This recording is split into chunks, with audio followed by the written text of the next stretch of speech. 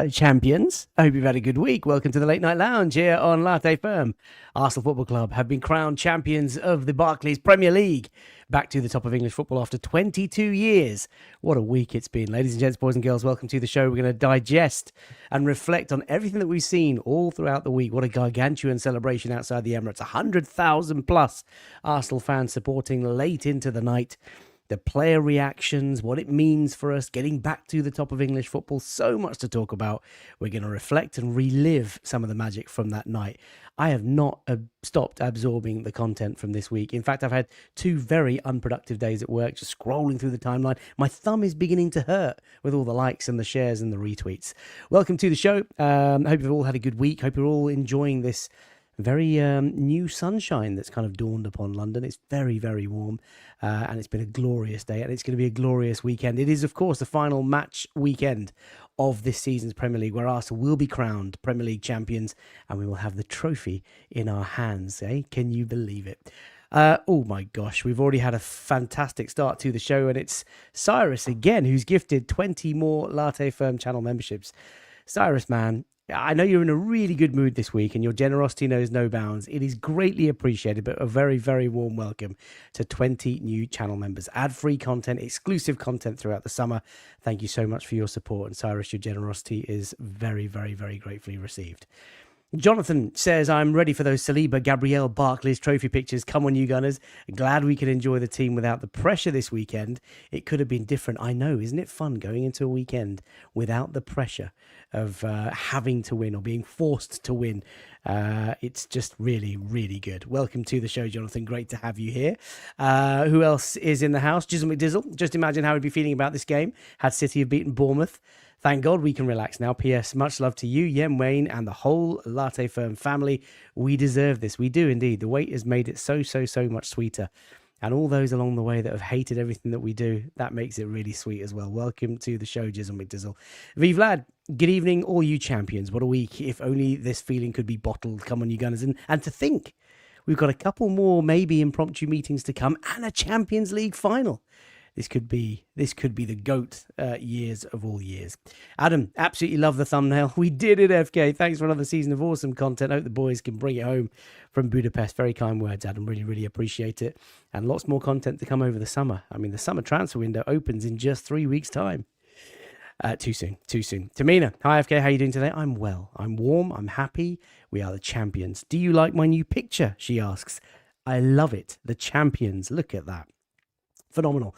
Paul's here. Good evening. The last 3 days have been amongst the best of my life. You and me both, man. Oliver says, who's nervous about Sunday? Then he shouts, champions. Oh, man, champion. We're going to be shouting champions in the crowd. Champions. I can't wait. Cannot wait. Raphael, welcome to the show. We are eating so good. Everyone can see that Mick McCarthy shutting down the clowns on that TalkSport clip. Absolute cinema. I did see that. Can't wait to get the boys' reaction of that. Thanks for your support on Patreon as well, Raphael. Really appreciate it. Gotham says, champions, ole, ole, ole. And listen, Spurs might still go down. What a season this could be. Dave, welcome to the show. He says, evening Gooners. He says, can't wait for Sunday to see the boys lift the trophy, and we still might get that cherry on top of a Spurs relegation. Let it all work out, says Alex. I'm not going to try and sing that again, let me tell you. Just ordered myself an olive tree. Do you know what? I've been telling Wayne all season that trees are absolutely fabulous. And what does Mikel Arteta go and do? He plants a damn tree. And look what it led to. Look what it led us to. In fact, let's bring him in. Wayne Bele, confirm to the watching public. How many times have I tweeted you, texted you? Wayne, aren't trees just so beautiful? I hate the fact that you say something 8 months ago and then something randomly happens 8 months later. And it's like, why did FK say that? Because now he's going to be like, I knew it. And it was just a monumental nothing conversation about trees. And it's led to this. Honestly, I might just be hand of Arsenal. Who knows? Emi Buendia as well in the cup final. Heat Maps FC. Thomas says, fellow champions, hello. Karen Katz is here. Says, good evening. I hope everyone is still buzzing. How are you, Wayne? It's been quite the week. I don't think there's an Arsenal-related video I've not watched about 5 times at least. The one that's got me at the minute is the sync between the final 3 minutes or whatever it is of the Man City game. Yeah. And the players reacting to that, because I know that every Arsenal fan that was watching that game was reacting the exact same way, like the cheers as the free kick hit the wall and the run to Cliver as he was going down the other end. And I think what topped it off was the look, the screenshots of Declan Rice's face, Gyökeres's face. Saliba looked like he was ready to walk to Selhurst Park at that very moment when Haaland scored. And yeah, there's just content on content on content. The drone shots of Tuesday night. What night was it? I don't even remember. What night was it? Tuesday night? It was Tuesday night. Yeah, the drone shots outside Emirates. Yeah, it's just been amazing, man. And the weather has come out to play when Arsenal are champions. It's like perfect.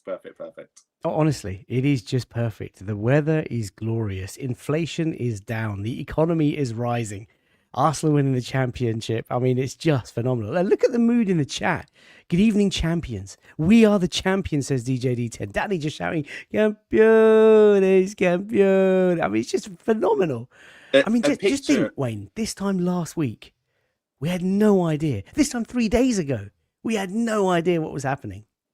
This time 3 days ago, Max Downman was preparing for a GCSE on Wednesday morning. And then at 2 a.m., he's in a nightclub. Like, what are we doing here? I know. It's just brilliant. It is absolutely insane. It's insane. Listen, Wayne, it's good to have you on the show. Obviously, we met up on Tuesday night. We're going to talk about that with pictures this time. We did a champion special in the week, which was so much fun. That was an amazing show, wasn't it? Part of. It was so good. It was so good. We had so many friends of ours from the channel over the season sort of joining us for 5-10 minute cameos. Didn't even get round to the slides. Paul James says, anyone going to Highbury on Sunday? I think a few people might, Paul. Now, that's just a hunch. But something tells me that Arsenal fans, Arsenal Avengers, might be assembling around Highbury and the Emirates Stadium. HT, welcome to the show. The trophy presentation cannot come soon enough. What a journey this has been. I'll tell you what else can't come soon enough. Yembele's face. How are you, sunshine? I am very well. How are you guys? We're good, man. It's nice to see you pearly white. So look at that grin, ear to ear, Wayne, eh? He's nervous for Sunday. Oh, of course I am. Hey, look.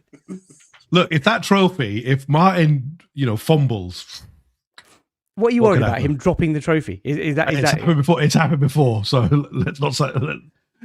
Let's not, Yembele. Indy, welcome to the show. I'm sure I've said the word champions like 200 times a day at the moment. I'll tell you what. I think I texted you guys in the WhatsApp, but for the watching viewers, my wife about 10 minutes ago said you sent a text saying that you love me 12 times on Tuesday night, and she's pretty sure that's more than the entirety of 2026.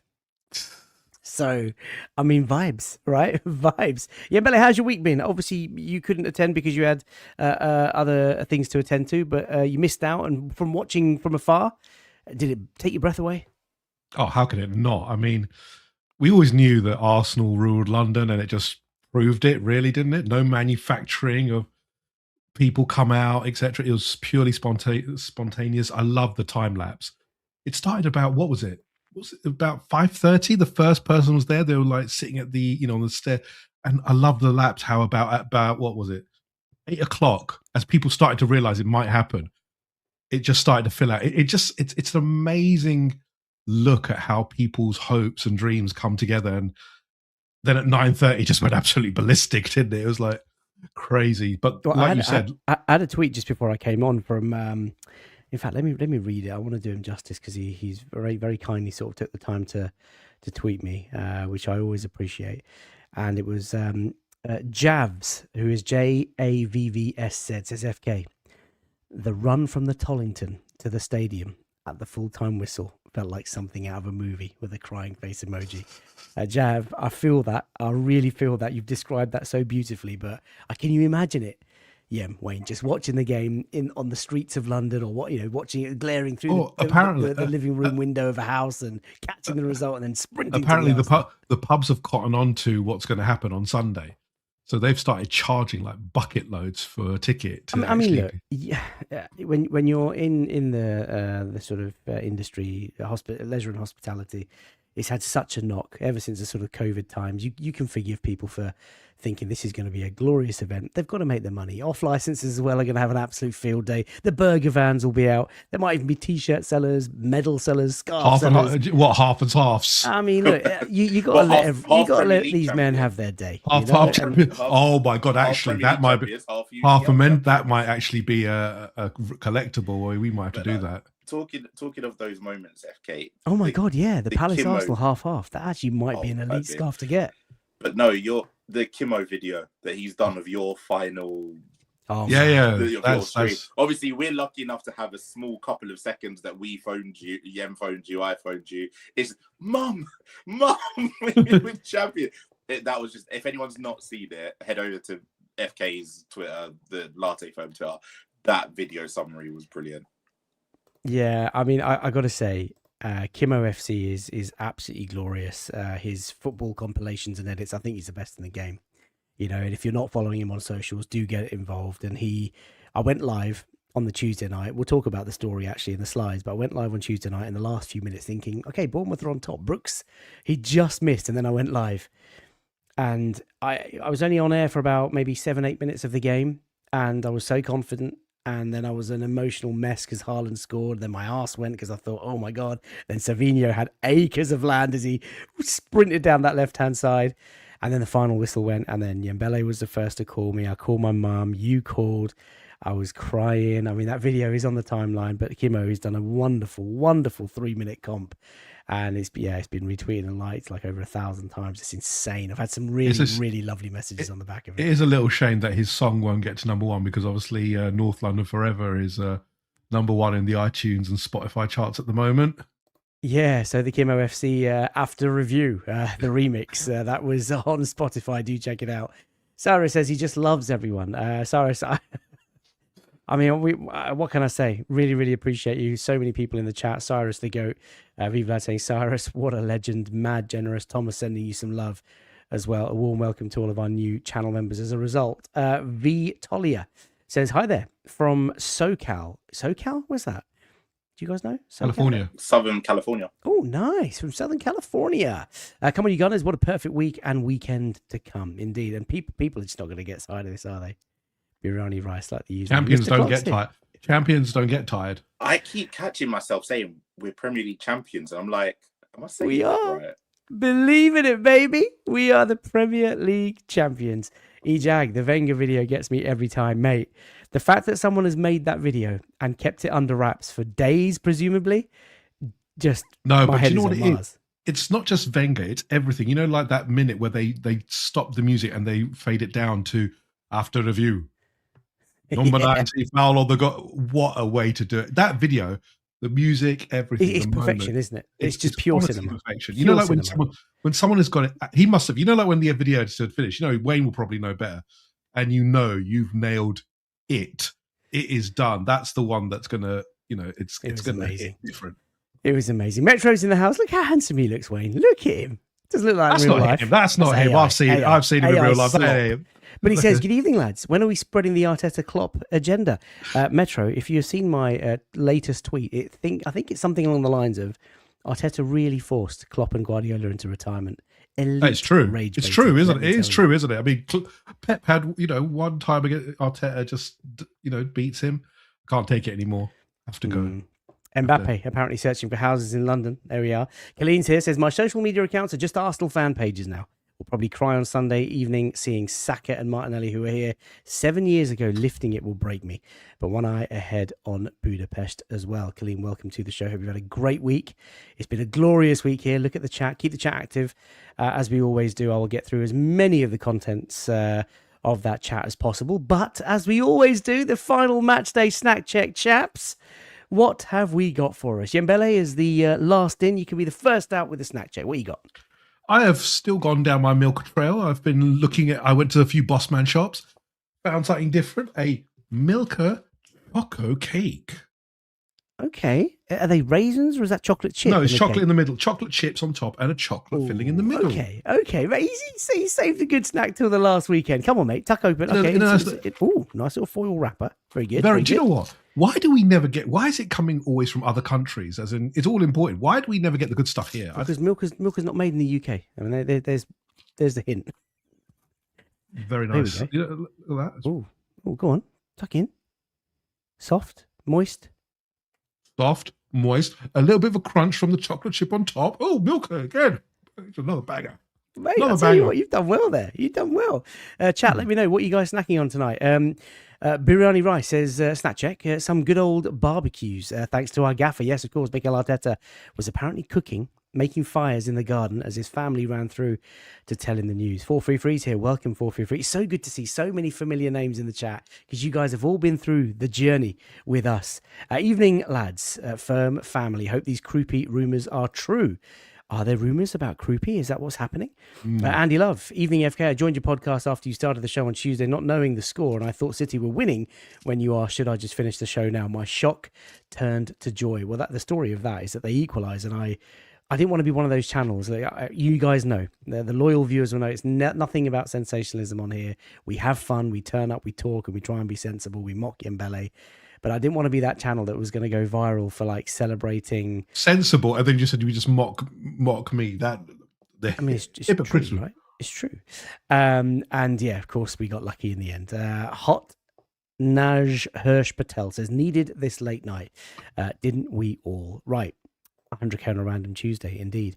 Where am I? Where's the snacks? Carnival settings. Manny says there were mango lassi sellers on the night as well. I'm way behind the chat as normal. I don't know how we're gonna sort this. The channel just is growing and growing, and the viewers are here.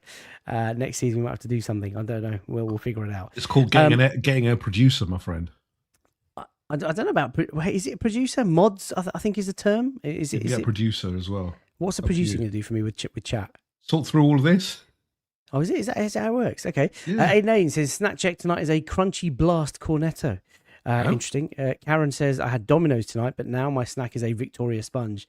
Karen knows, man. She knows food. Ryan says, cashew nuts for me. Manny says, snack check, salted caramel club. Hey? Where? No. Mate, that could be the closest thing to a trio. Where's that from, Manny? Tesco's? Or Bossman, or what? James says hot buttery crumpets, a champion snack. Oh, a hot for dinner. buttery crumpet on a night like this. Beans and fried eggs on toast. That's what I had for dinner tonight. Are you 2 years old? Man, I was back home late. You got to make heritage. Cameron says, what's up, champions? Well, we're doing snack check tonight, my friend. Title number 14 says sweet melon and these black pointy grapes. Wayne, what you got for us? I have gone sweet tonight, so I'm going to pour some of this into a bowl. Some rival tears, but I needed something to go with it, so I went for one of these little bad boys. Okay, Mr. Kipling. Yeah, so I thought it was an apple pie, but I thought we'd get the awkward part out of the way first. The humble. Oh, yeah. Be humble. Very Stay humble. good. Very Wayne's some humble pie after. Yeah. This is the Haaland special. Is this the Haaland special? No, this is me apologising to Arteta. He's still Arteta. Oh, he's done it. Don't believe him, ladies and boys and girls. He's still going to text me tonight saying set her out. No, let's get the difficult way out of the way. But before I actually tuck into the rival tears and the humble pie, I bought you guys some gifts. Obviously, snack check and our love of food and our love of the Arsenal. Nando's were doing a special little limited edition collection, so I bought you guys a little bit of something. Bukayo Saka chili, which is like an air freshener for your car or whatever. Okay. But you can just hang it up in your Arsenal rooms.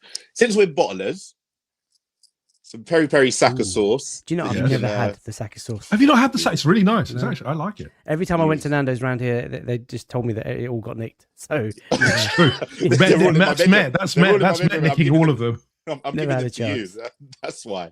And FK, a special gift for you for always believing, and obviously leader of the Latte fan. This is on pre-order and hasn't been delivered yet. A Saka mug. Oh, mate, I was looking at that and they looked absolutely elite.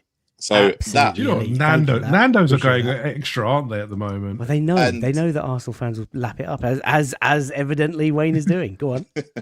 But if you're up for it, guys, I've got a spare sack of sauce for someone in the chat if we want to do a little bit of a Ooh. giveaway. We can. Anyone in the chat send fancy a sack of sauce?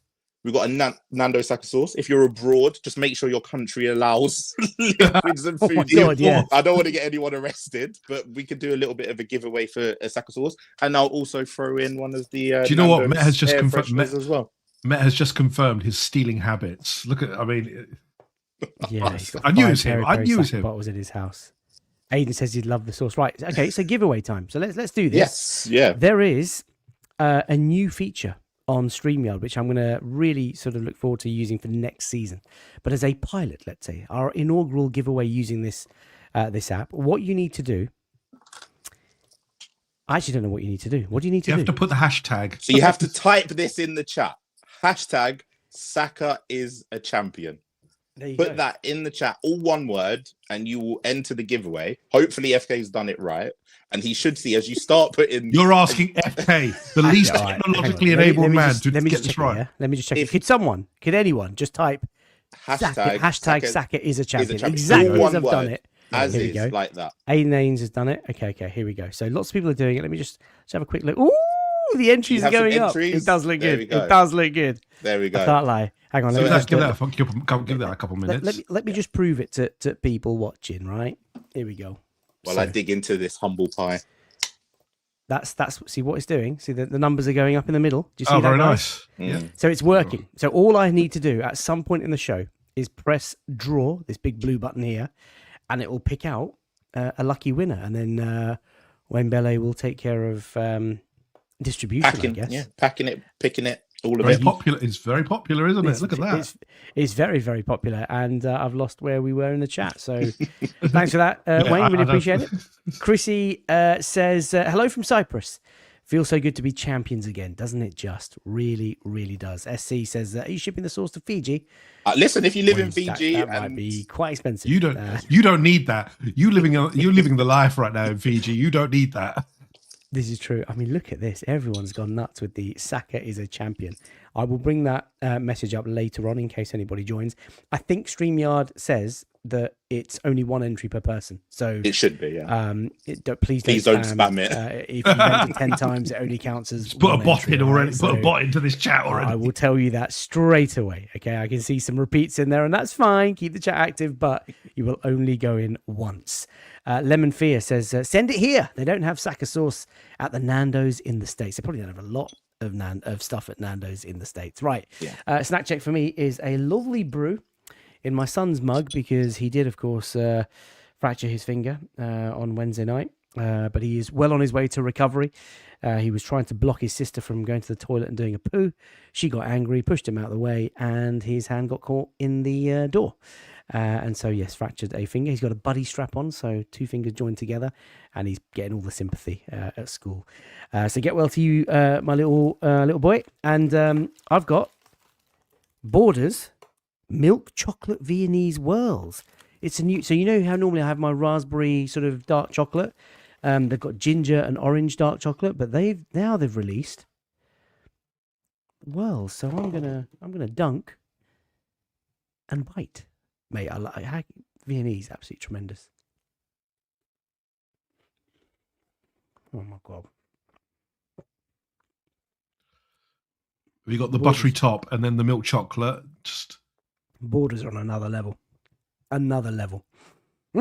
Tremendous. Right. So that is the competition. Wayne is having Saka is a champion. Wayne is having sample pie. Oh, it's delicious with the rival tears. It's beautiful. He is. So yes, Saka is a champion. I'll bring it up a couple of times. They are fancy biscuits, Ryan. Honestly, Borders so good. Aiden says go to Snack FK. They are so good. And yeah, Raphael, classic sibling move. Although he's paid for it in the worst way. Mark is here. Says hello, champion. I hope you are well, big boy. Rising Bowler says pastel de nata. I don't know what that is, Jembele. Can you Google that? That's the Portuguese egg cake that you get in. Someone's Nando's. cultured. Well, How do you not know Google pastel that. de nata? He knows it from Nando's. Yeah, exactly. How do you not know that? You've Oh, been is that to what it Nando's, is? like yeah. I don't think I've ever had this at Nando. Shane says Wayne's about to lick the bowl. Please don't. Oh, the rival tears are just so sweet. Right. let us share the slides. And do you know what, ladies and gents, boys and girls? I'm going to tell a story.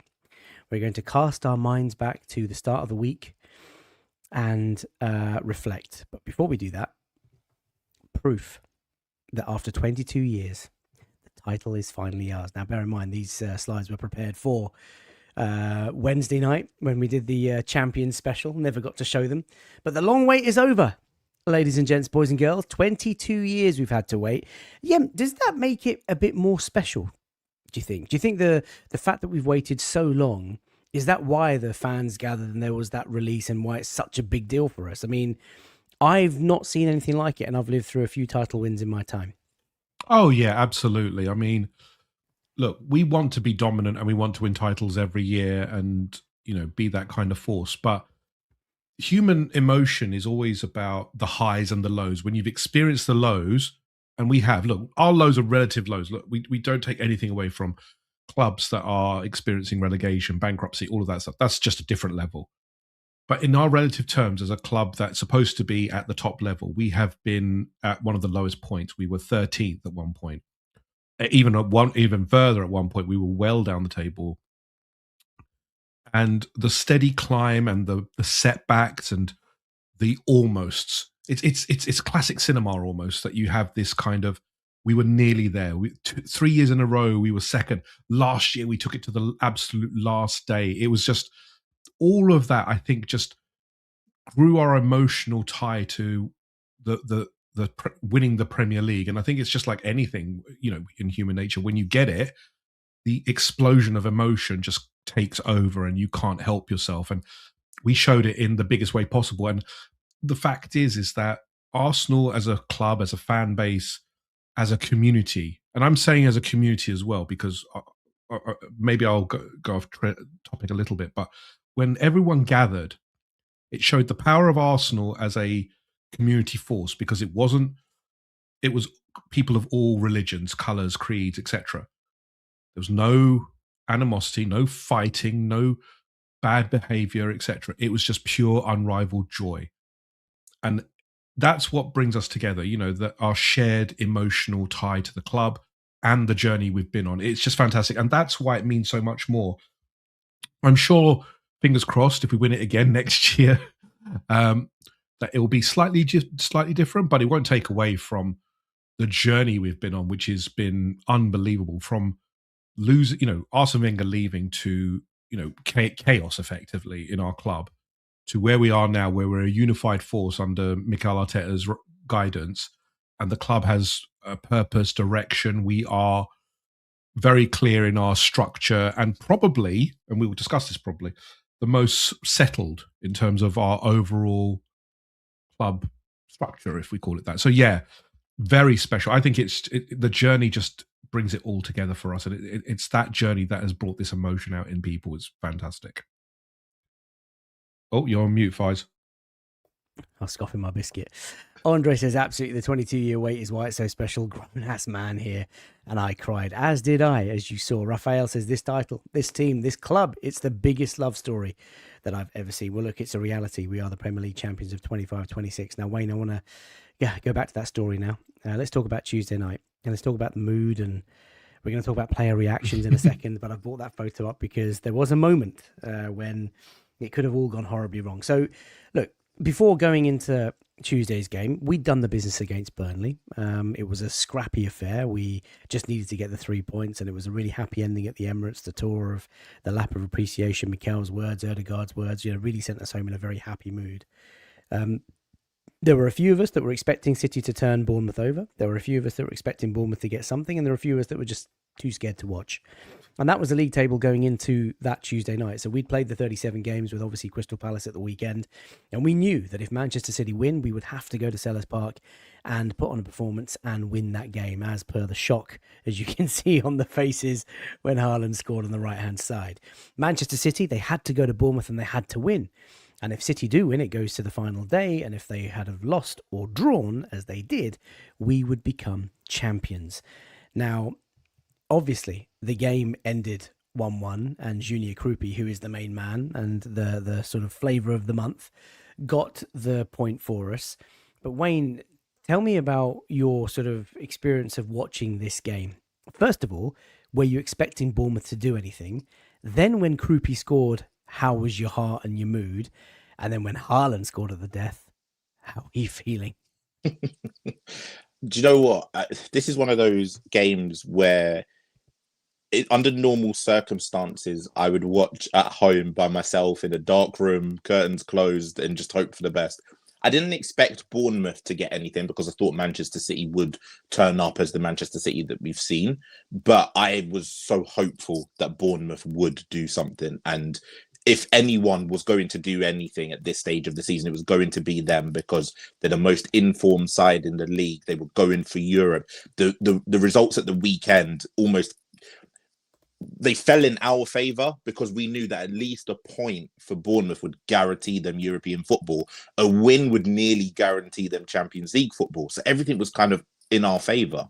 And then I just didn't want to do anything on that day. I could only think of this game, because I didn't want to go to Selhurst Park needing to win. I don't think many of the Arsenal fan base needed to win. I think we all would have supported and obviously believed that it was capable, but just to get it out of the way and feel the celebrations and the relief that we did on that Tuesday night, I think everyone ideally wanted that.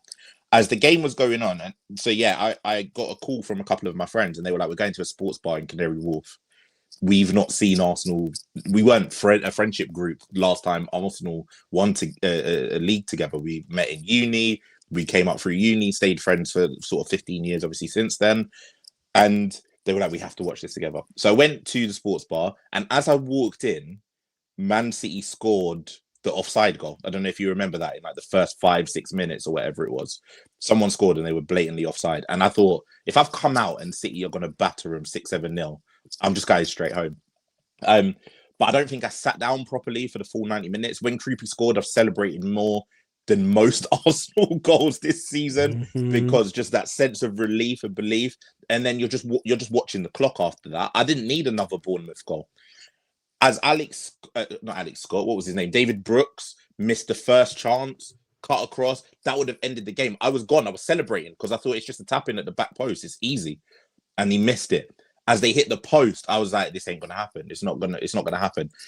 And then as Haaland scored, my face was the exact same as those Arsenal players. I was feeling sick. I couldn't watch the final few seconds. I was hoping for the best. And yeah, it was just, everything was on edge. I was just a bag of nerves. And then just the relief and the release in that final moment. There was groups of tables in the sports bar. None of us had ever met before. We're all hugging, jumping up and down in a circle, shouting champions. And then after that initial cheer, I turn around and look at the big screen and I see, and you've probably got the image, Arsenal are Premier League champions on that banner underneath Turkey. And that's when it hit me. And that's when I phoned you. And that's when the emotion just came out. And again, I'm sure that Arsenal fans all over have similar stories, just because that feeling is incredible. And you said that 22 years made it feel special.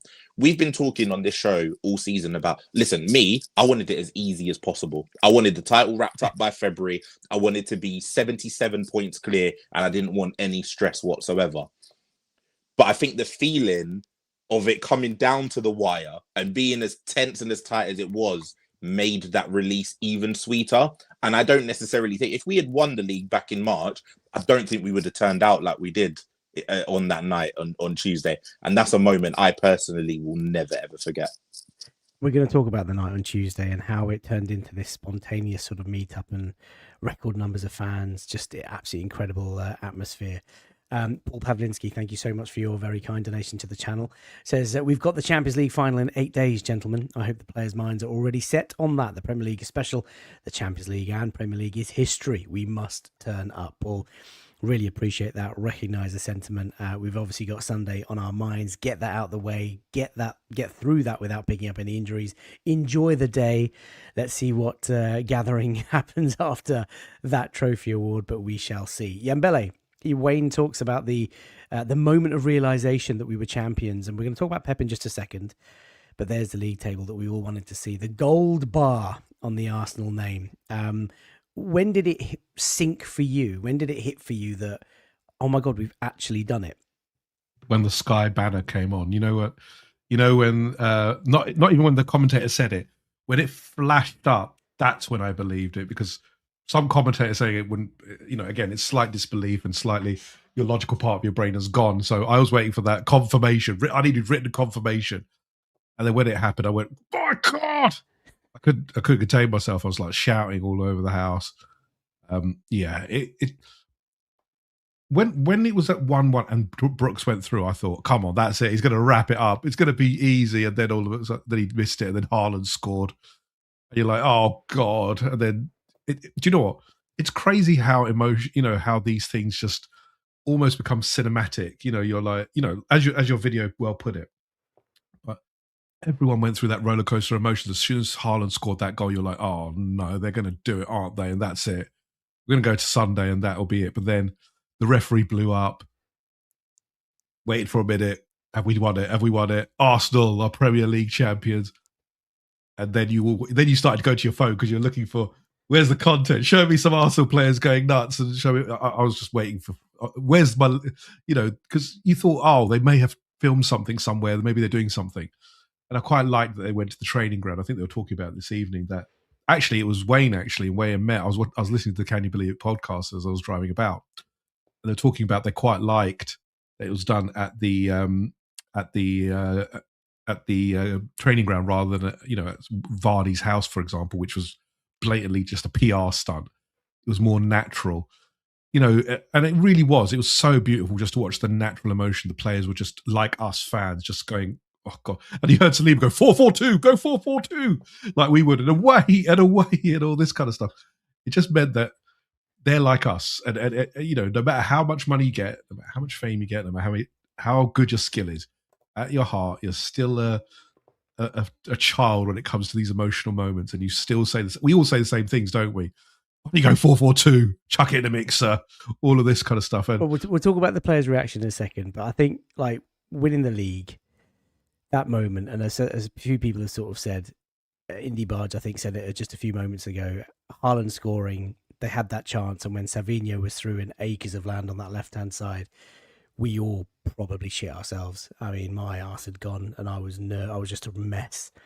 And then, of course, about maybe 90 seconds later, the whistle blows. Now, Pep's obviously retired since he's resigned from Manchester City. He couldn't hack it, could he? He couldn't hack it. We ran him out the country. That's it. Arteta has finished off Klopp and Guardiola, which is brilliant. So may the dynasty begin.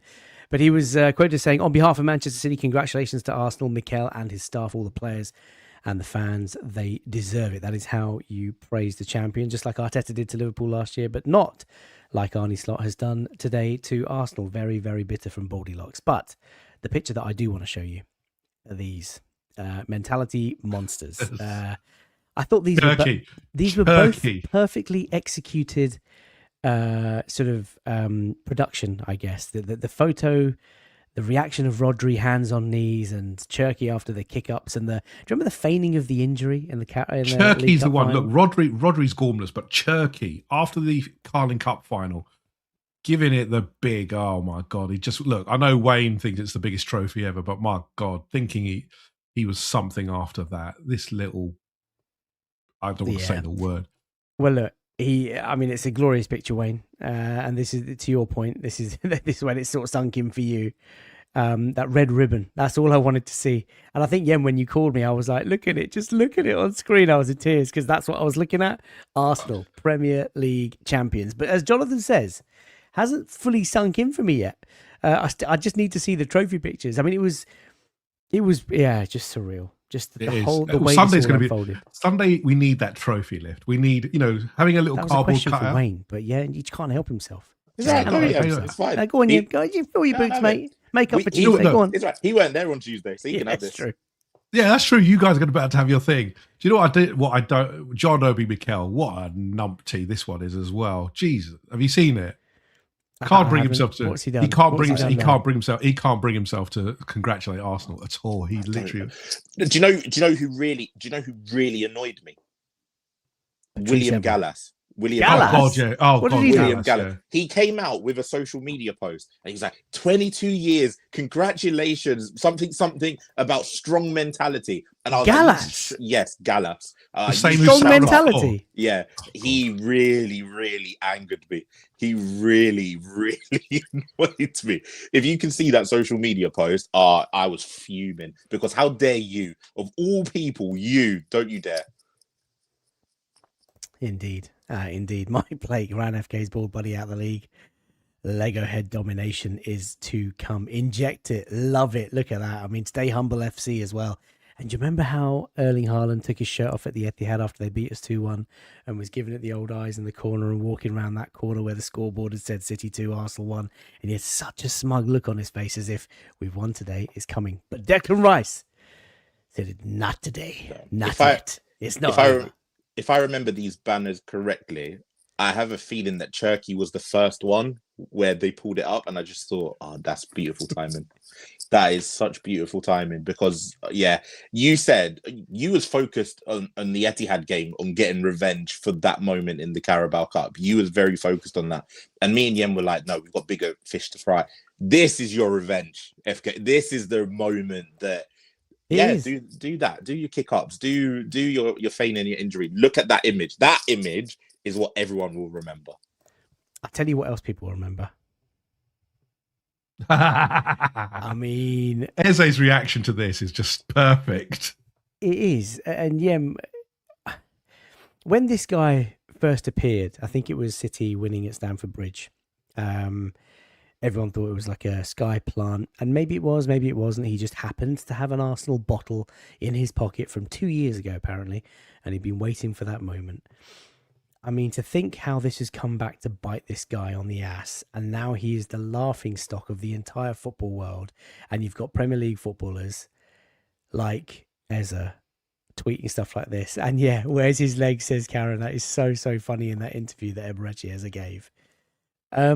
First of all, yeah, it's nice to see players respond and bite back, because there was a lot made of it when it happened, and we, it hurt us as supporters, but these things filter through to players. Like, these players might not be on socials, but you can bet your bottom dollar, family members, friends, they've probably got burner accounts, that they know all of this stuff exists. So how does it kind of make you feel when you see someone like Eberechi Eze, responding? Rumor has it he's got it as his profile picture. Just enjoy it, mate. Come on, it's banter. I think the problem is again, this guy has given it out and can't take it. You give it, and he's given it large. When the push comes back, when it's on the other foot, he can't take it. And now he's getting very emotional and saying, oh, it was just a joke. It was that. It is a joke. It's a banter thing. If it happens to us, most of us take it in good humor and don't pay any attention to it. This guy seems to have lost the plot on it. And in respects to the players, again, it's banter. Football is about banter. If you don't have it, then the tribalism and some of the angst that we have against other fans, it wouldn't be as interesting, would it? It'd be all robotic. This is what makes football enjoyable, that you have this little bit banter. If you cannot take it, don't do it. Just don't do it. When you get involved, you kind of know what you're about to do when you engage in this. So you have to take take your medicine. You've lost. Fair enough. You'll probably win again. Man City are a big club. But at points, you're going to have these moments where you fall down. We've certainly had it. We give it out and we've had to take it for years. We've been the banter club for years, Bottlers, Banter FC, etc. And things change. But if you have this kind of emotional breakdown, then don't do it in the first place. It's just a bit of advice. Don't get involved in this kind of stuff, because when you do, and you have to when people give it back to you and you don't like it, it's going to look even worse on you. But the players, again, look, they're enjoying themselves. It's their release. They've been able to release themselves. Every week, they've probably had to be so focused because of the demands of Arteta. You can tell. They've all said, we're just so relieved now that the pressure is off and we've done everything. Because every week, look, we're guilty of it as well. The Emirates is a bit of a cauldron where, during those last couple of weeks, because we're getting nervous about winning games, etc. It's all done now. Let them enjoy themselves. Let people, they're not robots. Enjoy winning and enjoy the fruits of your labor. It's part of it. Do you know the best part about this picture? And when he first done the bottle thing at Stamford Bridge, I was like, okay, haha, funny, whatever. Like, I can deal with that. Obviously, I felt salty about it, but I could deal with it as an Arsenal fan. I think this picture, the original picture before it was obviously this one, is from the Everton game. And you can see in his pocket the outline of a bottle. So he had pre-planned and premeditated in his head, oh, Man Yeah, of City are course. going to win. I'm going to get the bottle again, and everyone's going to laugh about it. And then that picture was taken at the end, I think at the end of the 3-3, or when Everton went 3-1 up or 3-2 up or whatever it was. And this picture was taken. That to me is amazing, because the first time you do it, like, yeah, it's not a big deal. And as Yem says, if you're going to give it, you've got to be better to receive it. As you always say, the game is the game. But for you to then turn and be like, oh, well, mental health, blah, blah, blah, blah, blah. Like, you can't just pull that card out because you've then said something that has got you bite back. And don't abuse the guy. Don't ever be racist. Don't be stupid. Don't be twats, basically, to somebody. But you're gonna get your football conversation back to you when you do something as stupid and as early as that. So now I would like to say, on behalf of the person that sells Manchester City bottles at the parade, you've made that person a millionaire. So thank you. Yeah, look, I mean, no one wants to see any sort of abuse and threats and all that sort of stuff. I'm sure he's been inundated, as Taylor says, with lots of over-the-top personal messages. It was supposed to be banter, but to your point, Wayne, if you are prepared to take a piece of memorabilia like that and flaunt it in a time when you think you're going to get picked up on cameras and you're going to try and goad Arsenal and get one over us, if you dish it out, you have to be prepared to take it. And crying now and running to mummy and saying it was mental health and all that sort of stuff, mate, you look like you've been in the game long enough to know how this works, and that's what it is. Egal's in the house, says FK. Yes, we did it. Unks, I'm not your unks. Surely you're my age, Egal. What are you talking about? What's going on here? I just be getting labelled as unks by everybody. Hand of Arsenal's in the house, by the way. Good to see you, Egal. Big up the Latte firm. If you want to support Hand of Arsenal, he's just started a, what's it called? Go buy me a coffee. Buy me a coffee. Come get me a coffee. I am a latte on us. Yeah. Obviously, look, this guy is not partnering with anyone like me. He refuses to work with betting companies. And believe me, they are chucking money at him. But he's a man of principle. So if you want to support him because of all the work that he does, head over to Buy Me a Coffee, or just go over to his Twitter and you will see what he's trying to do. So just to support him goes a very, very long way. Arsenal Venture says, I would like a Manchester City bottle. And people are happy that Egal's here. Egal, come on the show over the summer. Join me. He's confirmed. Unk is just for respect. You're older than me. I'll take it. Yes, Per Mertesacker does need a coffee. He's going to be jobless in a couple of weeks. He will be. Yeah, he's already jobless now, isn't he? Right, let's talk about the players' reaction. Gonna get some really lovely photos. Now, everyone's seen all the videos, everyone's seen all the photos, but let's just relive it. So the scene at the full-time whistle. Look at Ricky Calafiori, Piero Hincapié had the water bottle in his hand, ready. Noni Madueke there, and then Declan Rice sort of tweeting, I told you, it's done. I mean, this was just so wholesome. A couple of things I want to talk about. Mikel Arteta has basically said that they were all supposed to watch it. Coaching staff, Arteta, the players.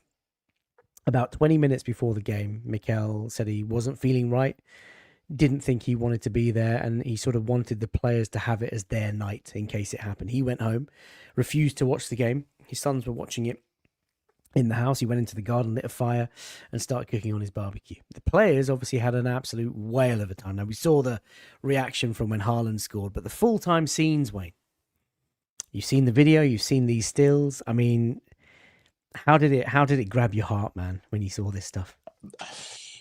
I've picked a favorite moment from each of the videos, the images, about 15 different times, and they're like 15 different moments. I think Calafiori reacting the way that he did, and my first thought being, don't hurt yourself. we've got a Champions League final to play, was amazing. Seeing Miles Lewis Skelly with the alcohol bottle, it's like, you called us bottlers. we've got the bottle now. And I'm thinking, are you even old enough to drink that? And that was a wonderful moment. But for me, what captured it all and what made me the most emotional and I couldn't believe it moment was seeing the long hug between Gabriel and Saka, because they are the two who started this. They are the two from the very beginning in the trenches. They were the two. Saka's post, "You deserve better, Arsenal fans, will live long in eternity." Gabriel done something similar, I think, on his Instagram. These were the two from the very start that started this journey. And you can watch through and pick any reaction, and I can guarantee, yeah, I've done that as well. I've done that as well. And it just made them, they're obviously superstars to us, they're idols, they're legends to us, old, young, doesn't matter who you are, but they're normal people, they're regular humans, and they were reacting just like us. And I think Declan Rice said it best in his interview when they were talking about going to the Emirates. He said, we're just regular guys. We wanted to feel it. Like, even though it's 5 a.m. in the morning, we just wanted to wander around because that's what felt right at the time. And yeah, it was amazing. But that image of Saka and Gabriel is the standout image for me, just because those were the two that started this. Yeah, Mbele, it's difficult to challenge that. I mean, Bukayo, we're going to finish on Bukayo. And of course, if you've just tuned in, there is a competition running to win some goodies, courtesy of Wayne and Nando's. All you need to do is type a message and copy that. Hashtag Saka is a champion. Copy it exactly like that. Whack it in the chat. Only one entry per person. Doesn't matter how many times you type it in the chat. But you can enter that, and Wayne will sort out the detail. We'll do the draw towards the end of the show. Yeah, I mean, it's a real wholesome moment, isn't it? We deserve, Gabriel Magalhaes says in that message. Yeah, and the emotional outpouring, the ability to let go of the whole, will we need to stay calm and collected because we, maybe it won't happen, etc. Do you know what I loved? Saka and Timber, right next to the trophy light that's going to be turned on soon. And I love Saka's reaction. 22 years, going to shine nice. It's going to shine bright. You see a little bit of emotion because Saka is very media trained. We all know that. But at this point, he was like, it was all out. He was letting all the emotion out. 22 years. We're going to turn that on. We're going to shine it bright, and it's going to look lovely. I loved that bit of it. All of it. Do you know what? It's all such wholesome content. The way Eze is just doing his little cheeky, little run and doing his little smile and everything when he's at the stadium. All of it. It's just perfect content, and it's just.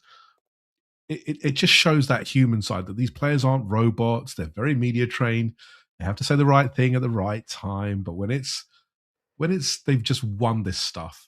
And Declan Rice has been just saying, every time you see Declan Rice, champion, he can't help himself, can he?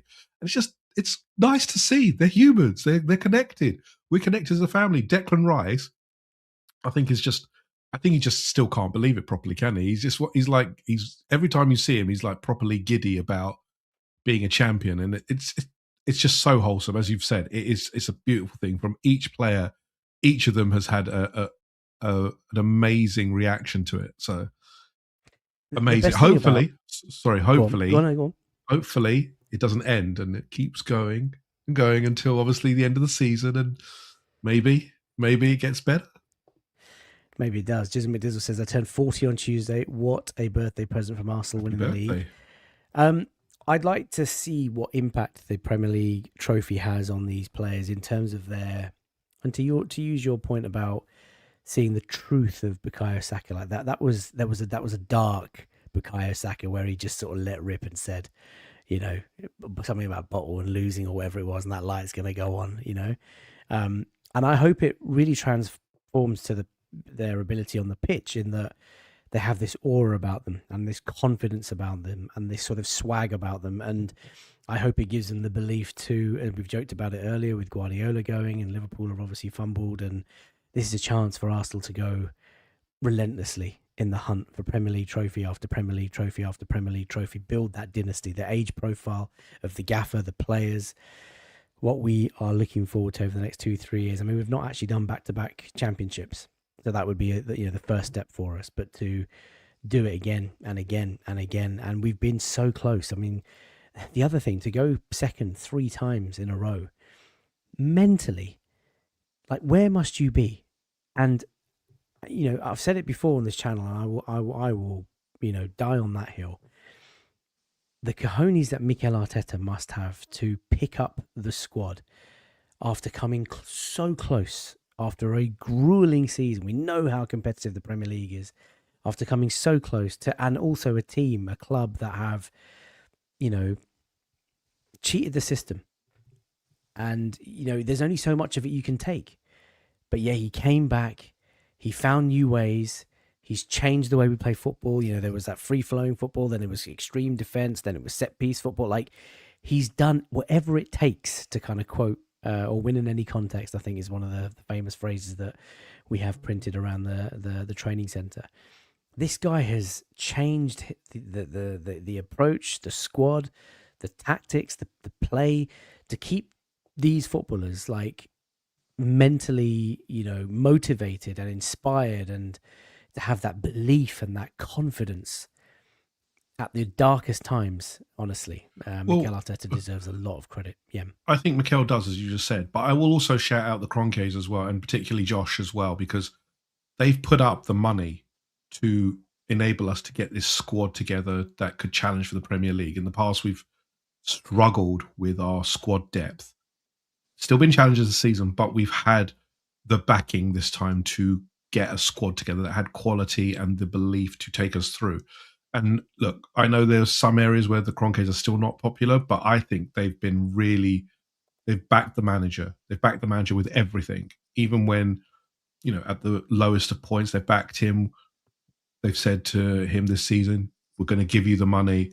You go out, win us the title. He's done it. Now it's that next step, as you said, Faisal. Can we go further? Can we take it further and become, what we want to become, which is a dynasty? That's going to take more backing again. Let's not doubt that, because our rivals are going to get stronger.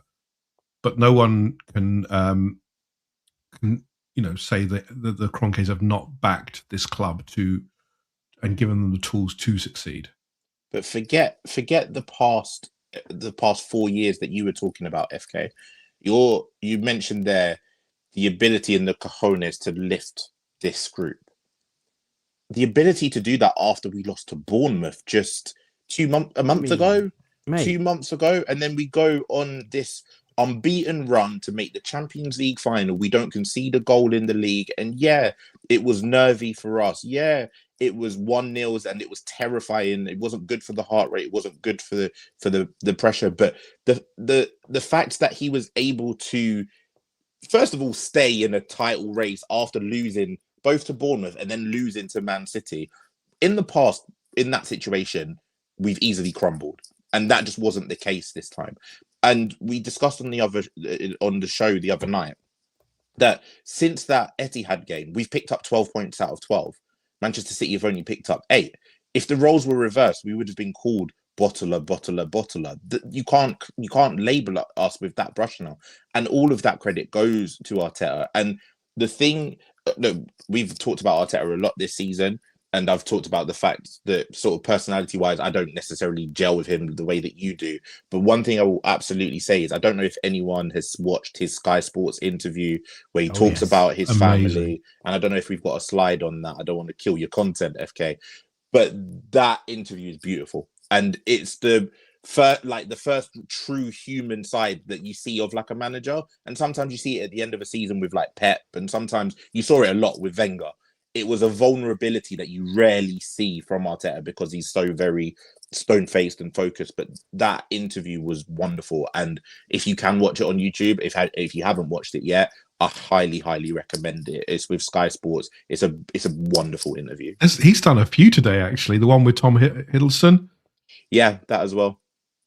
Pressure is a privilege, indeed. And, Wayne, you mentioned Bournemouth, and, the City game must have been difficult, although there were green shoots in the performance. For me, the lowest moment of the season was Wolves away. Yeah. And if you remember how utterly devastated we were as a fan base, I was inconsolable. I remember, and I'm going to watch my match reaction video from that night, maybe over the summer. I couldn't even, pluck up the words to start that reaction because I was so down in the dumps. And for me, the extreme of that result, the sort of late equaliser, having been 2-0 up against the bottom team, the bounce ricocheting off Calafiori in the post and going in, and the scenes and the social media was just so toxic. And I just thought to myself, how am I going to recover? How am I going to face work tomorrow? How am I going to get through this and keep making content, right? Novice content creator. But think about Mikel. He's so invested. He has to then deal with that journey home. He has to pick the players up in the training the next morning. He has to convince this lot that you've just dropped points in a crucial moment of the season against a team that's been relegated. The media is going to attack you. Rival fans are going into you. Former players are going to have their jabs at you. Yet Mikel was the only one that has to pick up all of these boys. And look, I get it. That's what managers do, and that's why he's doing what he does. And this is why we sat around a laptop on a Friday night. But I still can't understand, like, where he gets that belief from. And people will say, "Oh, it's his job." Yeah, but he's still human. Like, he's more invested in this than I am as a fan. Like, he lives and breathes this and does this every day. Yet he has to come out and do it, man. Honestly, I find it inspiring, man. I find it inspiring. His mental strength, his mental belief, his absolute desire to win is nothing like I've ever seen. It is just incredible. Incredible. Let's move away from this and let's talk about the fan reaction, because just a few texts and calls later, it was about Arsenal fans getting together. And that photo on the bottom left is actually my own photo. And the story of this, ladies and gents, boys and girls, as sort of mentioned on Wednesday night, was as soon as the game ended, the plan was to just go straight to the Ems. Wayne was on the phone. "Brother, we're at Canary Wharf. I'll see you down the Ems." Yeah, you had something to attend to, and obviously you couldn't attend. So I sort of drove in. I set my sat nav for Emirates Stadium, and it said like 32 minutes. Nice and green, right? Apple CarPlay, whatever. Super. I'm driving, get to Bounds Green. 16 minutes to go, and then all of a sudden it turns to 47 and red. And I'm like, shit, this isn't going to happen. So I've turned around and gone to Black Horse Road, right? Parked up. Got myself a ticket as well, by the way. God damn. Parked up and jumped on the train. As I walked down the escalators at Black Horse Road, I can just hear cheering and dancing and happiness, people properly sort of just jubilant. Get to the platform and there's boys, girls, men, women, people of all colours, people of all races, people of all backgrounds, people of all religions, visibly. And it was just unreal. Like, everyone arm in arm, hand in hand, singing loudly, banging the doors of the train, banging the ceilings of the Arsenal tunnel. It was just joyous. And we come out to Arsenal Station and we sort of do a quick turn right, people hugging each other. There were strangers just randomly hugging each other, lifting each other up. Champions. We walk round, mate, the little sort of bend towards the North Bridge, get up the stairs, and you can hear it. You can hear it from a distance. Can't see anything, but you can just hear it. You get to the Emirates and you see people on the concourse, and they're all sort of rushing towards the direction, past the Tony Adams statue, towards the Armoury. As I get closer to the Armoury, maybe sort of halfway, it's chock-a-block, and I can smell smoke in the air from the flares, right, from the pyrotechnics, and I can you get that sort of that burny smell, and I'm getting closer and I'm getting closer. It's getting louder and louder, and then under my footsteps are the crunching and breaking of glass, and I'm just sort of stepping over empty bottles of stuff, and I get there and it is bouncing, and I've never seen anything like it before. The sea of people. And obviously, look, I've been doing this podcast for a few years. Yem, you know what it's like to get sort of recognised on a match day, and obviously being bored, I get maybe that attention. Mate, I was honestly just suffocating with people around, hugging, kissing. I got kisses on the bald head. At least 15, 20 kisses on the head, dancing with people, shouting people, hugging with people. I've had some videos come through of people that I was hugging, and I've don't even recall who they were. It was magic. And the beauty of it, Wayne, and I will start with you, Wayne, because you were there, obviously. Right, he was there, as you can see on the right hand side. The beauty of it all was that it was just spontaneous. It was just, on a whim. We'd won the league, let's get down the Emirates. And 100,000 plus people partying into the early hours of the morning. We'll come on to the boys getting to the stadium in a second. But what a night it was, Wayne. And just for people that didn't tune into Wednesday's show, just sort of recap in a couple of minutes your experience of it as I bring up some more pictures. It was just a monumental feeling. Like, I experienced a lot of what you experienced, but from your image, if you're looking straight ahead, I'm coming from that direction. Yeah. So I've come from the Caledonian roadside, and obviously we've driven down from Canary Wharf. It's the fact that you and we obviously spoke on your live stream for a couple seconds, cried together, shouted together, but then once you'd done, it was literally coming down the M's. Yeah, I'll see you later. And it was like we all gathered to the bat signal at the Emirates. There was a shining light above the Emirates, and we all got summoned. And the beautiful thing for me was we were coming down from sort of Angel direction, and the roads were clear. And then we came down Caledonian Road, and we got hit with that red traffic as well. And it had gone from 15 minutes to a similar half an hour. And we were like, all right, let's just pull up a parking spot and walk down. Now, you couldn't park where a lot of the places were because the amount of Lime bikes, you just had people streaming down the cycle lanes, chanting Arsenal, Arsenal, Arsenal. And the beautiful thing for me as well was, as we were coming in, so we came obviously after the game, and it was a little bit later. By the time we parked up and stuff and got there, it was maybe like 10 p.m. On the way home were parents taking their young kids who had obviously got there a little bit earlier before it got completely manic, and they were celebrating with big flags. And the amount of bibbing, the horns, the people standing out the roofs of their cars chanting Arsenal songs. The Arsenal songs started before you even got to the Emirates. And then there's just a scattering of Lime bikes by the mono wraps and by London Metropolitan as you get onto to Holloway Road, as everyone just drops the bikes and runs to the Emirates. And just the moment there, like you, I don't get recognized as much as you do. You're Mr. Famous here. But the amount of just hugging, arms around people, singing the same songs. We brought out every song for every player. We brought out songs for Ozil. We brought out songs for Cazorla. We brought out songs for Mertesacker. You saw Ian Wright there. I got to see Miles Lewis Skelly's mum.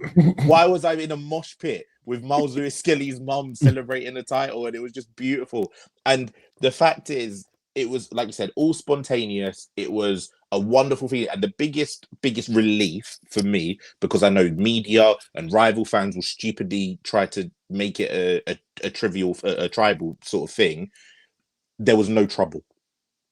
There was a police presence, but the fact that there was no trouble, there were no incidents, there were no problems. There were 100,000+ people there, apparently. And as far as we're aware, no one got hurt. There were no incidents whatsoever. We were all there on the same page. And it was just beautiful. And then the fact that we got to see you at like midnight or whatever it was, and we bumped into Met accidentally at like 1 a.m. or whatever it was. It was just wonderful just to share that moment with strangers and with you guys who we love so much. It was amazing. Melissa says London is red. Our fan base is phenomenal. 100,000 people, most of them drunk, no arrest, not even one incident. You're absolutely spot on. Red Action and the police have confirmed that. Piles of Lime bikes everywhere, beeping cars, crying, singing, pure joy. It was magical. And again, I reinforced the beauty of it with spontaneity and the fireworks. And then, like you say, Wayne, towards the end, wheeling away, but yet, tens of thousands of people were celebrating. We thought we'd go and get a bite to eat at sort of, midnight while he was there, obviously. So we went to Spice Hut. Shout out to Spice Hut on Holloway Road in case anybody of you want any fine feast. The lamb doner and chips is sensational. And then, of course, the Wednesday night show. And I cannot confirm or deny whether I took calls on Teams looking like that. I prefer not to speak, but that's how I hosted the entire show, and that's just kind of shows you how the amount. What I will say, I was on. Go on. The next morning, dropping my daughter to nursery, the amount of strangers because you've got an Arsenal hoodie, and I was wearing my Arsenal shirt, and obviously I live in Lewisham, which is a very sort of Arsenal heavy area. It seems I didn't know that before until now. Bus drivers honking their horn at me as I wave past, and you just waved your fist. It was just beautiful. It was so beautiful. It really was. It really was. Yembele even gave me a little bit of a dance in the car as I passed him, dropping our daughter to school. He was doing something, and it was Kimmo, mate. I was leaving to Kimmo, Oh, was it Kimmo? I couldn't even hear it. You just bopping along, driving. I was like, my daughter's listened to it as well. She was like, she's getting down to it as well. She's enjoying it. Love it. Amazing. And then we were like, where are the players? Where's Mikel? And at 5 a.m., Wayne, I can't believe we didn't sleep out on the stones. How do we go? Why do we go home? I know. Declan Rice, Jurien Timber, Ebre Chiesa, and Bukayo Saka, and they bump into this fan who, to be fair to him, like just was. It was a beautiful moment. He was live streaming on his TikTok. He couldn't quite believe it. The boys have turned up out of nowhere, and the boys, to their credit, yeah, they've obviously had a heavy night out. They wanted to get to the stadium and just sort of, see the sort of after scene. And they bumped into this kid and they gave him so much time and they were talking to him and, being so nice to him. A lovely moment. I mean, I wasn't expecting the footballers to go to the stadium. I mean, Ian Wright was mobbed at its peak. The boys have just obviously had a big night out. You can see Odegaard there with a bottle of Arsenal water. Mikel obviously then turning up. I want to come on to Mikel shortly. But what did you make of this, Wayne? I mean, part of me was just so gutted. I was like, oh man, that could have been me. That could have been us. It's the fact that we were there for so long and we made it so long. It just felt like I could have made it another 2 more hours. Then I could have hugged them and seen them. But no, again, it's just that human reaction and that human feeling, because the fact that they rocked up at 5 a.m. after obviously going to the nightclub and coming back to celebrate, that was just on a whim as well. Like the fans showing up, there's no way that they would have planned after the nightclub to say, oh, let's go to the Emirates. It was just in the way back. Oh, should we go? And obviously they would have thought it was going to be cleared at that point and the news would have got around. And you saw Declan Rice's picture with a few of the fans on his social media. It's just that human side of it, that all of these guys are football fans too. And they grew up as football fans and they wanted to feel this growing up, whatever. The fact that they've done it as champions and are now champions and we're able to celebrate that with some fans is just, it's wonderful. And yeah, that image of Arteta, I genuinely thought for a good day or so that was AI. Yeah, I didn't as well. think that was real at all. That's like your dad, isn't that? It's such a pure dad picture, isn't it? When you know, like your like family taking a picture, you turn up going like this. It's beautiful. Do you know what Mikel's got? Apparently, he is a very, very jokey character when he wants to be. So I do believe that. That's so funny. Very wholesome. Apparently, there was a female supporter who was in total shock as the players bumped into her. I haven't seen that footage yet, but I will be sure to research it. Trevor says her face was an absolute picture. Her dreams had all come true. Talking of dreams coming true, chaps, that gold badge, that is going to hit so nice. I mean, look, that's a lovely roundup of the night and the fans and the players sort of getting there. But champions of England, I mean, yeah, it's been a long time since we've had this gold badge on our sleeve.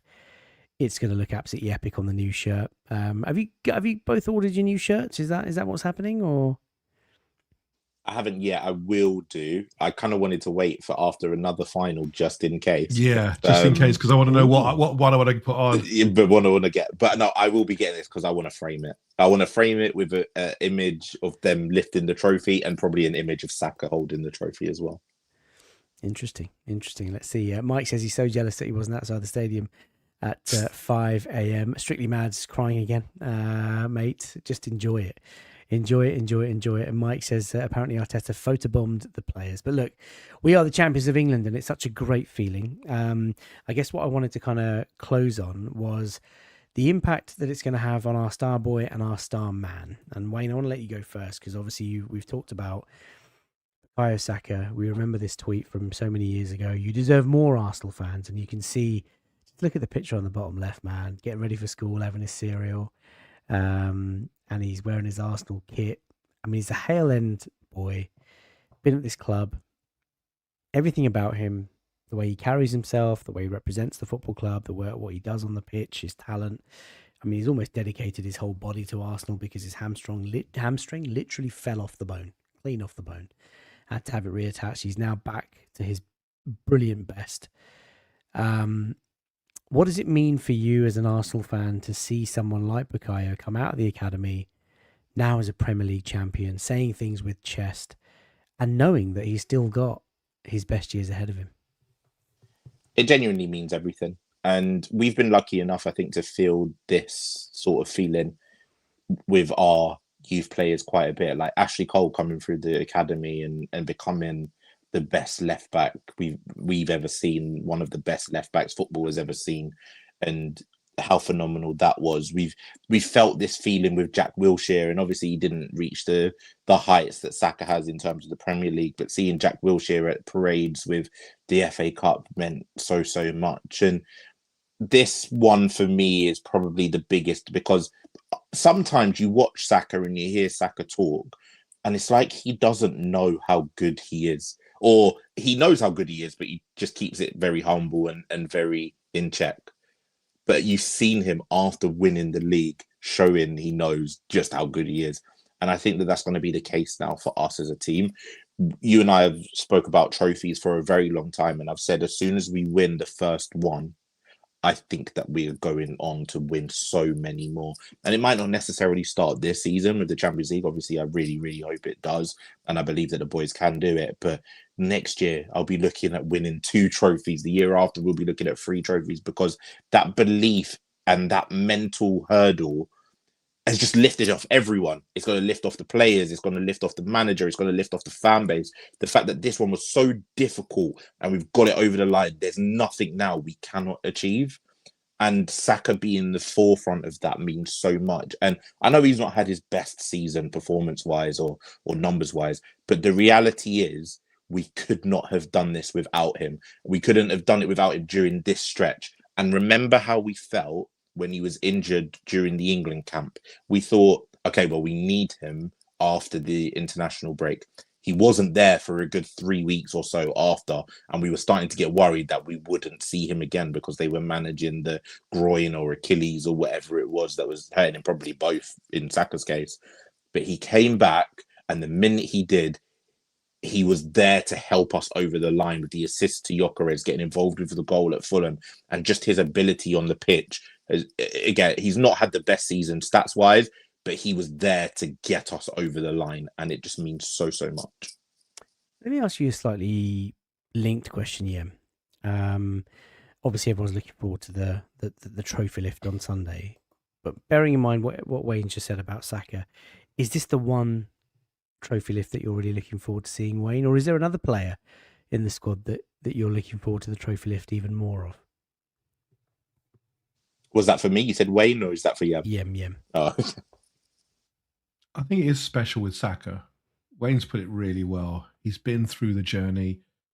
He was the star boy. I think Gabriel as well, you got to shout out. He was the first, those two are the project, the foundation on which Mikel started this project. But there's so many, isn't there? But, William Saliba, an Arsenal fan since he was younger, his reactions, he connects with the fans. He is, he's just one of us, isn't he? He goes absolutely mental. You saw it even during the video. Those kind of players, the ones who really connect with the fans. Declan Rice is just, he's not been at Arsenal all that long, but he gets it. He absolutely gets it. He understands what the club means to us. But Saka and Gabriel are the ones I think you have to put a special shout out for. They've been here longer. They've understood, what the pain that we've gone through being at the lowest point. But Saka's been there since the start. He's Hayland. He's one of us. We understand what he's been through, how it will hurt him, having gone through all of that, from the 8th place finishes to the seconds, being so close, and then doing it. Giving his body, as you said, Fies, gave his body for us to win this title.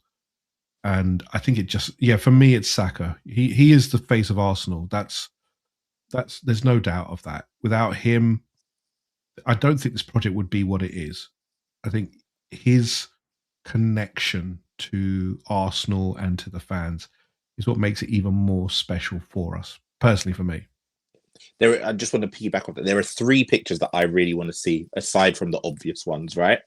The first one is Max Dowman, because I think that the trophy's probably bigger than he is. So it's going to be interesting to see how he lifts it up. Our friend Dukester said Havertz there. I want Stuart to get Havertz, Noni, and Kepa together. And I want him to take the picture of the Chelsea boy, and that will rattle some blood. And honestly, I want to see the picture of Arteta with the trophy, simply because we've seen the boys celebrate. We've heard from Arteta. We actually haven't seen him celebrate yet. We haven't seen him in that sort of elation, that sort of state. We've seen the boys do it. I'm looking forward to seeing what his reaction is. And I'm sure he will go after all of the boys have lifted it. But yeah, I'm looking forward to seeing that as well.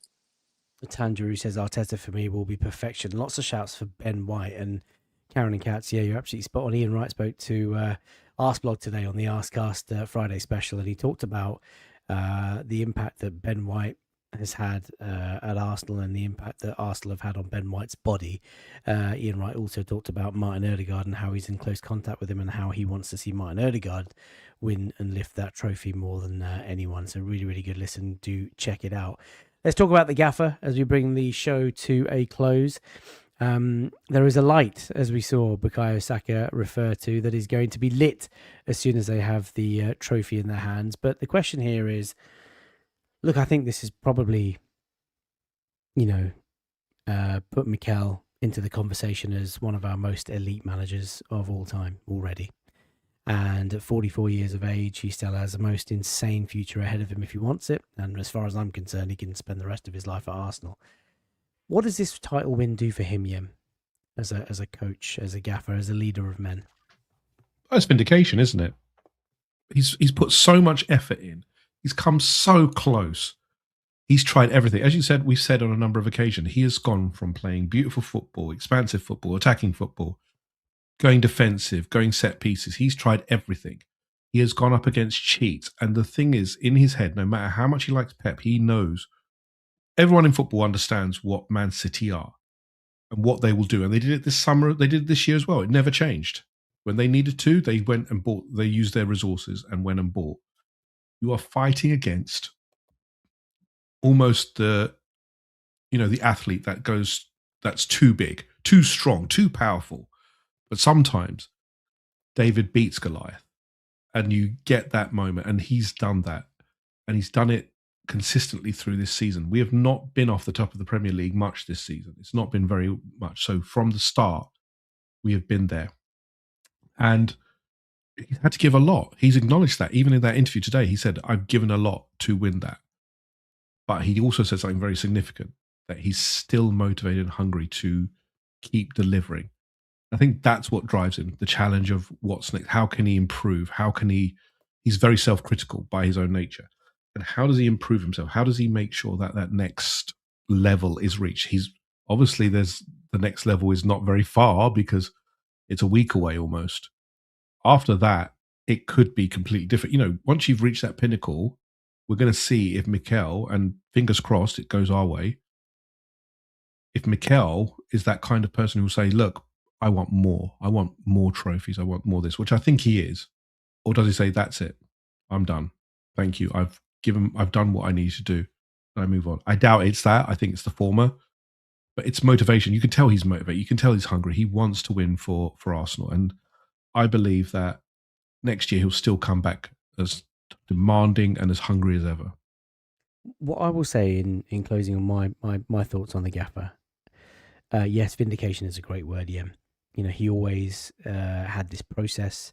His very first interview when he joined the club, he talked about standards, he talked about a winning environment, he talked about the toxicity that he wanted to get rid of, he talked about the work that was required to take Arsenal back to the top. He fixed a quite poisonous environment. He installed a winning mentality, went from 11th to 8th to 5th to 2nd, 1st, and it's been the most incredible journey. And this is something that I've been thinking about for a while, and Jonathan says it will relax Mikel.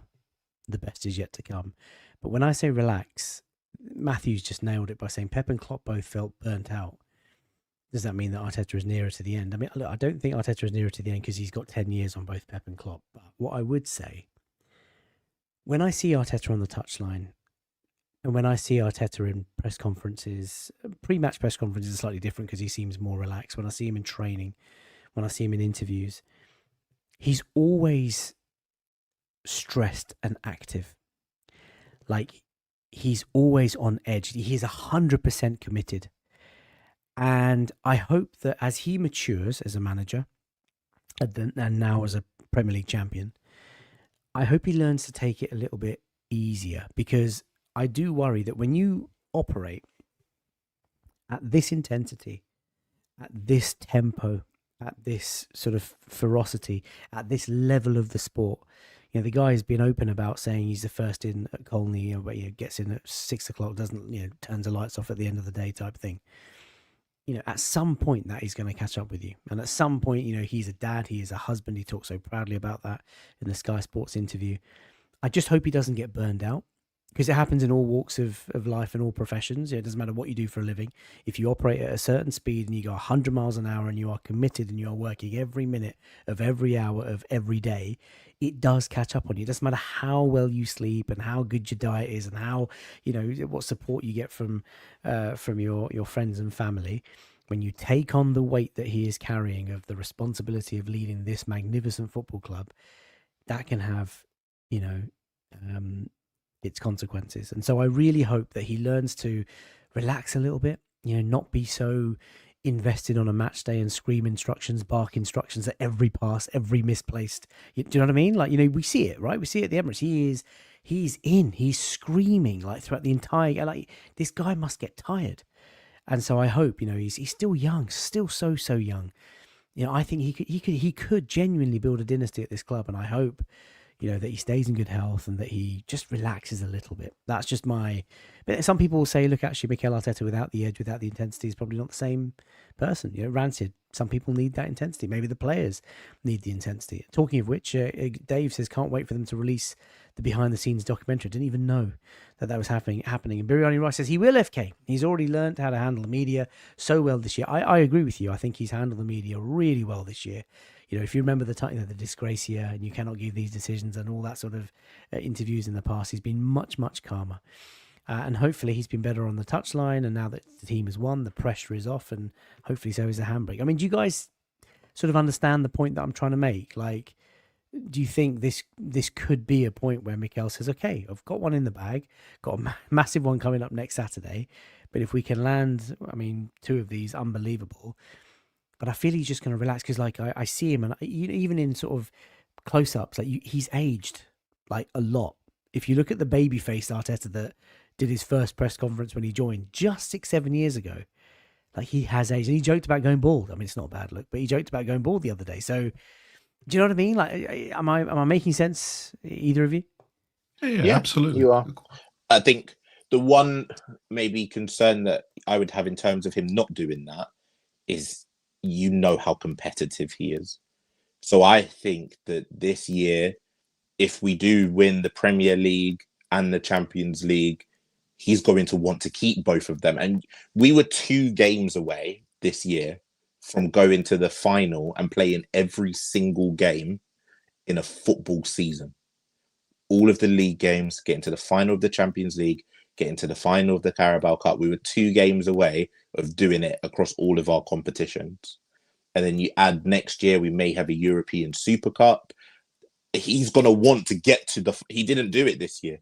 The competitive man that he is, and you hear it every time he talks, he's going to want to get to the final of every cup. And then he's going to want to win every cup. And then he's going to want to keep every cup. So yeah, I hope that he relaxes as well.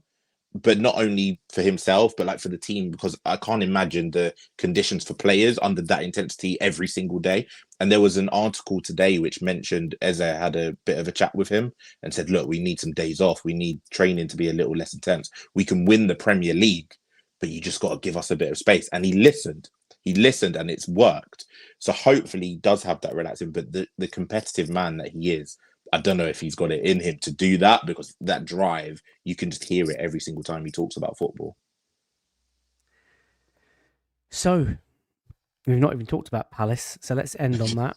I mean, do predict it? 0-0. 0-0. do we care about lineup? It's going to be a walk. It's going to be walking pace. Honestly, no one is going to be playing properly. I doubt. I'd be very doubtful. There's going to be a guard of honour.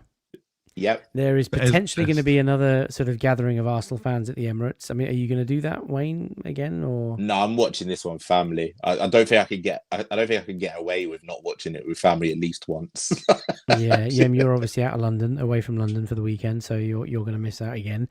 I think Sunday I'm going to, if I don't get a last minute ticket, stay at home, watch it with the family, watch the trophy. Get ready. We got to get ready. We got to get ready. Enjoy that. Enjoy Spurs relegation. Yeah, Spurs relegation. Wow. because Moisey's come out saying he really hopes that West Ham stay up. Please do it for us. Could you do it for imagine? everyone? Do it Could for you Do it for football. imagine? Do it for football. It's do for it for football. football. Do it for football, Moisey. Eh? Do it for football. Have you seen? There's already been the parade pointers coming out already. Where to go? Bring your food. Everything. Just getting ready for the parade next weekend. Oh, well, for ours? Oh, yeah, I mean, look, guys and gals, don't get excited until the club tweet stuff. I've seen the score guy send out some stuff, but I'm not sure how much of that is true or not No, true. well, Wait for AST the said it's club. going to be a bigger parade. Yeah, they're expecting 2 million people. And have you seen the sort of? There are a few United fans, mainly women, Chelsea fans, Liverpool fans that are just going to join. Apparently, I mean, Listen, I can assure you, there will be rival guy fans there because Arsenal have the most beautiful women fans in the world. They will be there just for that purpose. Well, there you go. There you go. The fixtures for Sunday's ending of the season. Brighton are at home to Manchester United. Manchester United obviously finished really strong this season.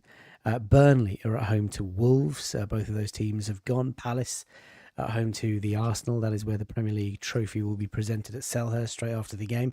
Fulham host Newcastle. Liverpool host Brentford.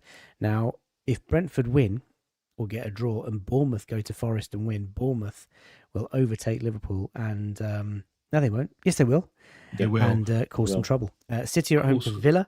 Unai Emery's come out today. Imagine needing. He was drunk. He was drunk, and he's basically said, "We don't know what's going to happen on Sunday." I mean, He don't know where he is. No, He's but the thing is, right there's some weird permutations, isn't there? If Villa finish fifth, then there's an extra Champions League place available, isn't there? Bournemouth. Yeah. Which Bournemouth can take Romero up. is chilling in Argentina. Yes, honestly, that's that was correct. just That is a mental story. I cannot believe it. That's a stupid decision. Islington Council have released everything on their website. There you go. Oh, I didn't know that. I mean, I guess they would have had to. Raphael says, best looking fans in the world. You'll never sing that, indeed. And just finishing off the fixture, City at home to Villa in what will be Pep Guardiola's last game in the Premier League. Thank God. Forest at home to Bournemouth. Sunderland at home to Chelsea. Spurs at home to Everton. That's the one. West Ham home to Leeds. West Ham, I think, will beat Leeds. Everton, I think, will beat Spurs. And Spurs will get relegated. So let me come back to my question I asked a while back. If we win the Champions League, and we have the Premier League obviously here, the Spurs get relegated, will it be the best season ever? There's no Carabao, so no. Hang on. If we win the Champions League and the Premier League and Spurs get relegated, will that be obviously? I mean, what sort of question is that? That's a trick question. Well, obviously What's you the have the catch? invincible. You know, we went invincible. Nah, mate. Winning the Champions League and the Premier League and Spurs getting relegated. I mean, come on. You'd have to retire after that. Surely, it's not any better. If we win the Premier League and Champions League, I couldn't care less about Spurs getting relegated. It's Well, the best season ever. No, but it just adds onto it. It just adds onto it, doesn't it? There's part of me that would still feel like that if West Ham went down. Oh yeah, Crazy. I can't lie. Crazy. West Ham. I don't like West Ham. Right, last minute plea. If you want to type at hashtag Saka is a champion in the chat, you'll be entered into this prize draw. Don't know how quite this is going to work, but if anybody wants to follow Wayne on socials, he's available at Wayne's World 20_. A co-host of the Can You Believe It podcast. Have you done an episode this week? Yeah, we've done two. We've done one after Tuesday. And then we've done one that was previewing Crystal Palace, which was about 2 seconds of conversation of the game, and then just who do we want to see lift the trophy and stuff like that. So yeah, they're all out, both out on Spotify, Apple Podcasts, wherever you get your podcasts. Very good, very good. If anybody wants to follow Yem, he is available at Verge59 on X. Right, lots of Saka is a champion coming through. Just before I'll let any sort of last minute entries go through, there's over 90 as you can see on screen. If you have tuned in for the first time tonight and you're enjoying the content, there are hundreds of you, just shy of 500 watching us live right now on YouTube. As Hassa says, this is the best show on earth. I laugh, I get tears in my eyes, and repeat. Best latte, best chat. Thank you so much, Hassa, for being a channel member and also for being a Patreon member. Really, really appreciate all the support. If you've enjoyed tonight's content, then please do, of course, subscribe. We're closing in on 30,000 subscribers. Get in there day by day. What's there not to like? Match reaction videos, match preview shows, late night lounges. The daily grinds will be back in the summer.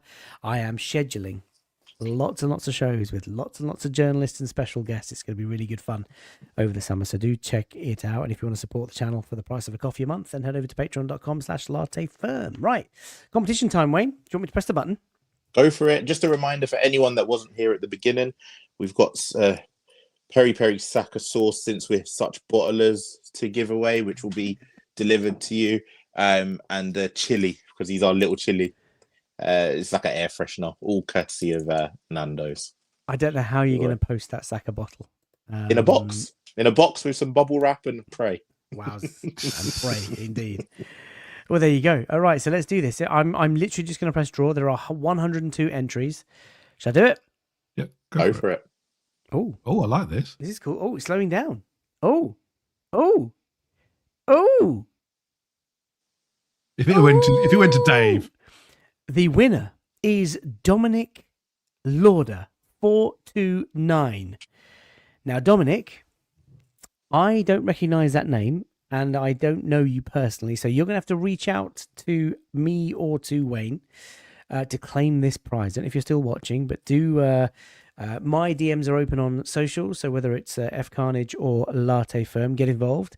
Send us your contact details and whatnot, or I'll introduce you into Wayne. Or you can go to Wayne's social media, Wayne's World 20 _. Check it out. Do send him a message, and he will take care of it. And Wayne, if any sort of postage and packaging and all that sort of stuff, let me know. I'll take care of that. No, we'll get that way. But listen, that's a very kind gesture of you, Wayne, as well. I mean, the Saka merch, really, really good. And talking of merch, there will be some. We will be there in the summer holidays. Just wait for it. Coming soon. Enjoy the sauce, says Sakayo Bukayo. It would have been class if that one won that. Yeah, that would have been really cool. Could you imagine if like a player was just watching right now? Mate, who says there isn't? Imagine that. I mean, yeah, who says? Well, actually, to be fair, Kate Laurence, who is the director of comms at Arsenal, she caught me a couple of years ago. I think it was at the Askcast Live or whatever, and she did say 2 players really enjoy Latte Firm, but she wouldn't tell me who. Ooh. Now they've been sold some years ago. It could have been Cedric Suarez and Kolasinac, but I'll take it. But yeah, just imagine if there was a player or some players just watching. It was Trossard until you said get him out. Potentially, but then he fixed up and he won us the game at West Ham. So there you go. Right, thank you so much, Dominic. Really appreciate it. Thank you to everybody who's entered that competition. He's put up a thing. Watch the socials, FK. Oh, there you go. What's my socials? Here we go. So let me type it for you. So if you want to get me on X, that is my personal. If you want to get me, obviously on Latte Firm, that is that there. And then obviously Wayne is Wayne's World 20 _. So just copy and paste those, my friend, and you can get to us and we will arrange that for you. Thank you so much for all the kind closing messages. Really appreciate it. Enjoy the weekend, Arsenal fans, because this is the final match weekend, and what a season it has been. We go to Selhurst. It doesn't really matter. It doesn't matter what happens. We will get that trophy, and it's going to be unbelievable. And Jukester says there are people that watch Latte Firm that don't follow you on X, I'm imagining. Probably. I don't have like an email address or anything. So yeah, you're gonna have to. You're on Insta. I'm on TikTok. If you're on TikTok. Latte, what is it again, Wayne? TikTok? Latte. I don't know. He's on it, but you don't know what he's doing. Yeah, I don't know what I'm doing. Yeah, just do something. Right? Do something. Do something. Yeah. Be yourself. I'm on Blue Sky. I was on. I probably still am on Blue Sky, but I don't check messages. I don't check messages at the best. He's on Instant Messenger as well. Do you know what? For those who are in the 1990s, you're on Instant Messenger. If you got an Instagram, you can AOL. MySpace, he's got. I mean, you could send a pigeon and hope for the best. I don't know if the pigeon could hold this Saka sauce. Mate, meet at the parade. Yeah, that's what you should do. I don't know. No one's going to have phone signal at the parade. Dominic, will you be at the parade? Because Wayne will almost certainly be there with a Saka sauce around. Yeah, I'm not carrying a in that heat. I don't know if I'm doing that. No, you don't want to do that. By the way, next Friday's Late Night Lounge will be a Champions League special. So we'll be previewing the Champions League. Yem's feeling nervous already. Honestly, the moment he said it, my stomach just went a bit. Oh no! There'll be a couple of Daily Grind shows in the week as the season ends. We'll probably do a season review after the Champions League. So we'll look at best moment, worst moment, best player, least impressive player, blah blah blah blah blah. We'll do all that. I'm going to get Julien Laurens on to come and join me to do a Champions League final preview. We'll do the late night lounge on Friday, and then we'll go into the summer with lots and lots of content. How about that? Look after yourselves. Enjoy yourselves. Tomorrow's going to be quite a dull day. We've got to wait till Sunday for the football. Is there football on today? Is it the championship final? Is it happening? It's the player. It's player. Yeah, it's player. It's happening. Okay. Playoffs tomorrow. So it's not Southampton. Who is it again? Hull. It's Middlesbrough. It's a Scottish Cup final. Let me tell you that. Hull City play Middlesbrough, and then Barcelona play Olympique Lyon in the women's Champions League finale. If it's and not then Arsenal, on Sunday, everything starts 4 p.m. It's going to be a long old day. And then it's Bank Holiday Monday. I will say, if you want extra football when you're not going to the Emirates to watch anything, watch Serie A before Premier League. Their matches, I think, are at 2:00 our time. There's between 3rd and 7th, any of them could finish in the top 4 and qualify for Champions League. It's just chaos over there. And then you just get to calm down with Arsenal. Matthew says our idea is flawed. Finding one person in 2 million. Yep, we'll be fine. Listen, you will have a second bottle, to be fair. The shine from FK's head will attract anyone. Yeah, this is true. Right, look after yourselves. Thank you so much for all of your time and support. Love you lots. Arsenal are champions of England. No better way to end the show than that. Take care. Bye for now.